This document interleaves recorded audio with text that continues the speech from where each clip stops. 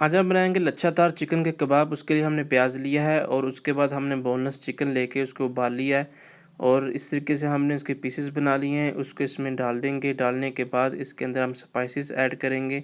सबसे पहले इसके अंदर हम अदरक लहसुन का थोड़ा सा पेस्ट, हरा धनिया और हरी मिर्च हमने इसमें डाल दी है और इसमें बेसन डाल दिया है और इसमें गरम मसाला डाल दिया है। बेसन डालने के बाद हम 3 चम्मच जो है वो चावलों का आटा इसमें डालेंगे और इसको अच्छे तरीके से मिक्स कर लेंगे और थोड़ा सा कुकिंग ऑयल डाल दिया है और फिर इसको मिक्स कर लेते हैं और ये मटेरियल हमारा हम रेडी हो चुका है। अब हम इसको कबाब की शेप बना लेंगे। इस तरीके से ये हमने कबाब की शेप बना ली। अब हम इसको फ्राई कर लेते हैं। इस तरह से बहुत ही ये मज़े की लाजवाब चीज़ बनती है। आप इसको ज़रूर ट्राई करिएगा। ये हमारे कबाब बिल्कुल रेडी हो चुके हैं। माशाल्लाह बहुत प्यारे रंग का कलर आया है। अब हम इसको डिश आउट करके आपको दिखाते हैं। ये देखिए बहुत ही मज़े के बने हैं। इंशाल्लाह फिर मिलेंगे नेक्स्ट एक नई